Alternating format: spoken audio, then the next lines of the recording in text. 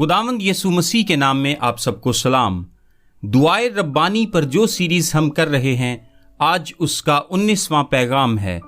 हमारी रोज की रोटी आज हमें दे। मत्ती 6 बाब 11 आयत। चौथा हिस्सा। हमने सीखा कि रोटी हमारी तमाम तर जिस्मानी ज़रूरियात की अलामत है और रोटी, कपड़ा और मकान इनमें बुनियादी ज़रूरियात हैं। फिर हमने इस बात पर भी गौर किया कि इस रोटी का ज़रिया क्या है। इस दरख्वास्त के पीछे सोच ये है कि खुदा हर चीज़ का ज़रिया है। जब हम कहते हैं कि हमें दे, तो इसके पीछे सोच यही है कि देने वाला खुदा है। हम खुदा को हर चीज़ के ज़रिए के तौर पर देखते हैं। आपके पास ऐसा कुछ भी नहीं है जो आपने खुदा से नहीं पाया। वही इस सारी कायनात का खालिक, चलाने वाला और संभालने वाला है। हमारे पास जो कुछ भी है वो उसी के हाथों का अता करदा है। सो जरिया खुदा है और वही हमें रोटी अता करता है। अजीजों, यहां पर दरखास्त क्या है? दरखास्त है लफ्ज दे। हमारी रोज की रोटी आज हमें दे। यह है इस दरखास्त का मरकजी ख्याल और इसी पर आज हम गौर भी करेंगे। सोचने की बात यह है कि हमारे पास क्या हक है कि हम खुदा से ये मांगें। क्या मेरे पास कोई वजह है जिसके तहत मैं खुदा से कह सकूं कि ऐ बाप, मुझे आज की रोटी दे? किन बुनियादों पर यह दरख्वास्त खुदा के हजूर में पेश करना मुनासिब और दुरुस्त है? ये इसलिए दुरुस्त और मुनासिब है क्योंकि खुदा ने खुद इसका वादा फरमाया है। क्योंकि खुदा ने खुद मेरी जिस्मानी ज़रूरियात को पूरा करने का वादा कर रखा है, और अगर उसने ये वादा किया है तो फिर मेरा हक है कि मैं उससे ये दरख्वास्त करूं कि वो अपने वादे को मेरी ज़िंदगी में पूरा करे। खुदा ने ख़ास तौर पर हमसे ये वादा किया है। आइए अब हम ज़बूर 37 की 3री आयत के पहले हिस्से पर गौर करते हैं। वहां पर लिखा है, खुदावंद पर तवक्कुल कर और नेकी कर। ये सादा जुमला अपने अंदर बड़े गहरे मानी समोए हुए है, क्योंकि ये नजात की अहमियत को बयान करता है। नजात का मतलब है खुदा पर ईमान लाना, जिसके नतीजे में नेकी अमल में आती है। ईमान बगैर अमाल के मुर्दा है।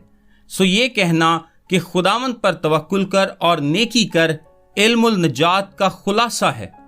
यानी खुदा पर ईमान लाने के वसीले से हम नेकी को अमल में लाने के काबिल हो जाते हैं। अगर आप ईमानदार हैं और ये बात आपके ईमान से जाहिर भी होती है, तब आपके पास ये वादा मौजूद है जो ज़बूर 37 की 3री आयत के आखिरी हिस्से में लिखा है कि मुल्क में आबाद रह और उसकी वफादारी से परवरिश पा। ये कैसी बड़ी बात है! ये एक अमली बात है। मेरा ये ख्याल है कि हम में से ज्यादातर लोग ये समझते हैं कि बाइबल में दिए गए वादों का ताल्लुक सिर्फ रूहानियत के साथ है। ये बात बेशक दुरुस्त है, लेकिन याद रखें कि ये वादे हमारी जिस्मानी ज़रूरियात के लिए भी हैं। अगर खुदा हमारी बुनियादी जिस्मानी ज़रूरियात को पूरा ना करे तो हम रूहानी तौर पर भी उसके लिए बहुत फ़ायदेमंद साबित नहीं हो पाएंगे। और बिलफर्ज आप नए अहदनामे में इसका मुआजना करना चाहते हैं तो देखिए 2 करंथियों 9 बाब। ये बाब ये बताता है कि आप कैसे दे सकते हैं। लिखा है, जिस कदर हर एक ने अपने दिल में ठहराया है उसी कदर दे, ना दरेक करके और ना लाचारी से, क्योंकि खुदा खुशी से देने वाले को अजीज रखता है। और खुदा तुम पर हर तरह का फजल कसरत से कर सकता है, ताकि तुमको हमेशा हर चीज काफी तौर पर मिला करे और हर नेक काम के लिए तुम्हारे पास बहुत कुछ मौजूद रहा करे। दूसरे अल्फाज में, जब आप खुदा को देते हैं और खुदा की बादशाही में जमा करते हैं तो खुदा न सिर्फ रूहानी अजर देगा, बल्कि वो 2 करंथियों 9 बाब के मुताबिक जिस्मानी ज़रूरियात भी बाहम पहुंचाएगा। जिस्मानी चीज़ों की खुदा की तरफ से फराहमी कलाम का वादा है। फिर ज़बूर 37 की 4थी आयत में मजीद लिखा है, खुदावंद में मसरूर रह। फिर लिखा है, अपनी राह खुदावंद पर छोड़ दे। फिर 7 आयत में लिखा है, खुदावंद में मुतमईन रह। और फिर 8 आयत में लिखा है, कहर से बाज आ और गजब को छोड़ दे। और इसके बाद वो एक रास्तबाज शख्स का जो इन बातों पर अमल करता है اور ایک گنہگار شخص کا آپس میں موازنہ کرتا ہے۔ آیت نمبر 9 میں لکھا ہے کیونکہ بد کردار کاٹ ڈالے جائیں گے۔ شریر کا ذکر آیت نمبر 12 میں ہے اور پھر آیت نمبر 13 میں درج ہے خداوند اس پر ہنسے گا کیونکہ وہ دیکھتا ہے کہ اس کا دن آتا ہے۔ دوسرے الفاظ میں راست باز کے لیے وعدہ ہے اور گنہگار شخص کے لیے غضب۔ اب ذرا آیت نمبر 18 کو دیکھیے، لکھا ہے کامل لوگوں کے ایام کو خداوند جانتا ہے، ان کی میراث ہمیشہ کے لیے ہوگی۔ اب ذرا دیکھیے کہ آگے کیا لکھا ہے، اور کال کے دنوں میں آسودہ رہیں گے۔ کیا یہ عظیم بات نہیں؟ اپنے لوگوں کے لیے خدا کی طرف سے کال کے دنوں میں فراہمی کا وعدہ۔ اگرچہ ناراست لوگ ہلاک ہوں گے، راست بازوں کے لیے فراہمی ہوگی۔ پھر آیت نمبر 20 میں لکھا ہے لیکن شریر ہلاک ہوں گے، خداوند کے دشمن چراگاہوں کی سرسبزی کی مانند ہوں گے، وہ فنا ہو جائیں گے، وہ دھوئیں کی طرح جاتے رہیں گے، اور شریروں کا ایسا ہی حال ہوگا۔ ان کے لیے مہیا کرنا خدا کی ذمہ داری نہیں، مگر ہمارے لیے وہ مہیا کرتا ہے۔